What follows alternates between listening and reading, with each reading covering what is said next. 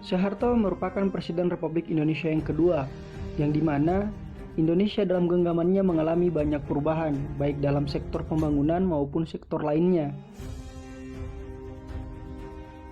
Namun, bukan hanya pembangunan, ada juga tragedi-tragedi kemanusiaan yang banyak terjadi dalam masa pemerintahan periode Orde Baru atau pemerintahan Presiden Soeharto. Kali ini teman cerita akan membahas tentang tragedi Tanjung Priok 12 September tahun 1984.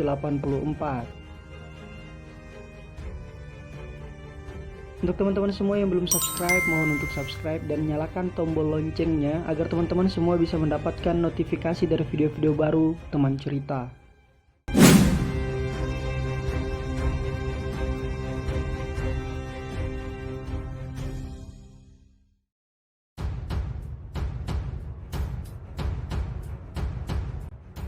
Kawasan Jakarta Utara di tahun 1984 merupakan wilayah kaum buruh dan nelayan yang dikenal kerap banjir dan pemukiman yang kumuh. Pada Sabtu 8 September 1984, seorang babinsa, bintara pembina desa, yakni Sersan 1 Hermanu, datang ke musola As-Saadah di Gang 4 Koja Tanjung Priok dan memerintahkan jamaah menurunkan poster-poster yang dianggap berisi ujaran kebencian terhadap pemerintahan saat itu, dalam hal ini pemerintahan Orde Baru. Namun oleh jemaah pemerintahan itu ditolak karena tidak ditanggapi. 2 hari kemudian Hermanu bersama prajuritnya mendatangi kembali musola tersebut. Untuk kedua kalinya, dia meminta kepada jamaah untuk mencopot poster-poster tersebut. Dan untuk kedua kalinya pula, para jamaah enggan menuruti pemerintahan Hermanu.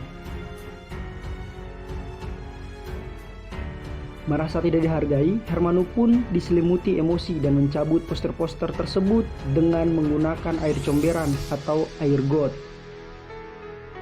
Pasca hari itu, para pengurus musola meminta bantuan kepada Syaifuddin Rambe dan Safwan Sulaiman yang merupakan pengurus Dewan Keluarga Masjid atau DKM Baitul Makmur untuk proses mediasi terkait persoalan ini.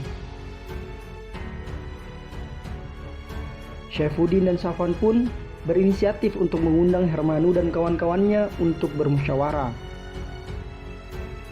Belum juga menemui kata mufakat, suasana menjadi semakin kacau dengan dibakarnya sepeda motor milik Hermanu yang berada di luar rumah Safwan. Aksi pembakaran ini dilakukan warga akibat kekecewaan mereka terhadap Hermanu yang masuk masjid menggunakan sepatu dan mencopot poster-poster dakwah menggunakan air comberan.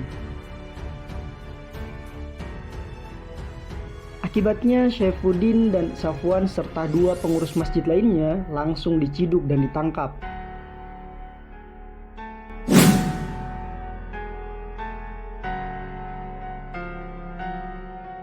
Pada tanggal 11 September tahun 1984, massa yang marah kemudian mengadukan penahanan 4 orang aktivis masjid itu kepada Amir Biki, seorang tokoh masyarakat yang dikenal memiliki hubungan luas dengan para pejabat militer di Jakarta Utara. Amir Biki pun merespon dengan cepat permintaan massa dan melakukan pendekatan ke pihak Polres Jakarta Utara dan Kodim 0502 untuk membebaskan keempat orang yang ditahan. Namun upayanya sia-sia. Amir Biki tidak mendapatkan jawaban yang pasti terhadap persoalan ini, bahkan terkesan dipermainkan oleh petugas-petugas Kodim itu. Pada malam harinya, Amir Biki mengumpulkan massa dan mengundang para tokoh-tokoh agama dan masyarakat untuk memusyawarahkan persoalan ini. Satu demi satu para tokoh agama dan masyarakat naik ke mimbar menyampaikan ceramah yang berisi kekecewaan mereka terhadap penangkapan 4 orang aktivis masjid itu. Amir Biki yang sebenarnya bukan seorang penceramah, namun didesak oleh jamaah yang hadir untuk menyampaikan pidato di pertemuan malam itu. Akhirnya Amir Biki pun naik ke mimbar dan berpidato. Kita meminta teman-teman kita yang ditahan di Kodim. Mereka tidak bersalah. Kita protes pekerjaan oknum-oknum ABRI yang tidak bertanggung jawab itu. kita berhak membela kebenaran meskipun kita menanggung resiko. Kalau mereka tidak dibebaskan, maka kita harus memprotesnya.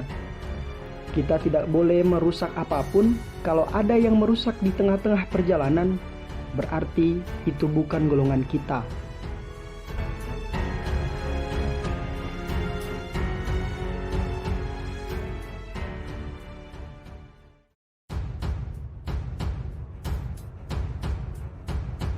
Lantaran permohonan pembebasan 4 orang tahanan itu tetap tidak digubris hingga jelang pergantian hari, maka pada pagi harinya, pada tanggal 12 September 1984, sekitar 1.500 orang bergerak. Sebagian bergerak menuju Polres Tanjung Priuk dan yang lainnya menuju Kodim yang jaraknya 200 meter dari Polres Tanjung Priuk.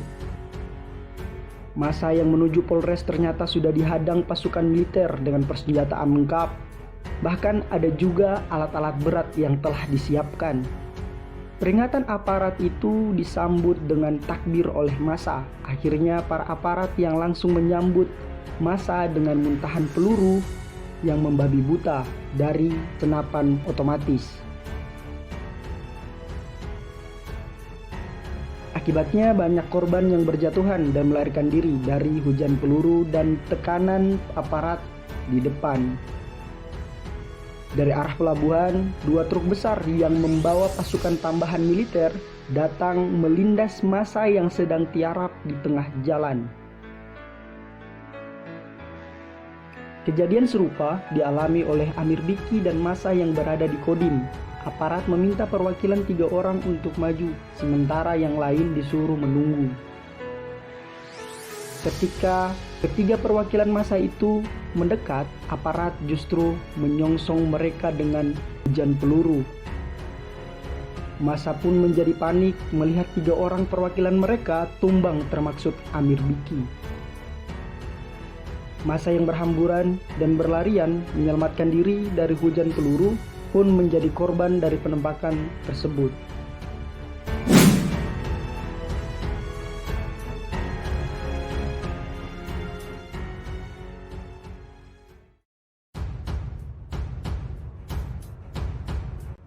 Tidak ada yang tahu pasti korban yang meninggal, luka-luka maupun yang hilang dalam tragedi Tanjung Priuk, karena pemerintahan Orde Baru menutupi fakta yang sebenarnya.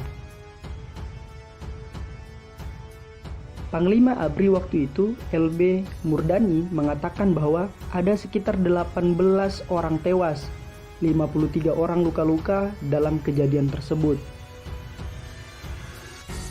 Akan tetapi, data yang disampaikan oleh Panglima ABRI itu sangat berbeda jauh dengan data dari Solidaritas untuk Peristiwa Tanjung Priuk atau Sontak yang didukung oleh kesaksian Jailani. Lembaga ini menyatakan bahwa lebih dari 300 orang tewas dalam tragedi ini, belum termaksud yang luka-luka dan yang hilang.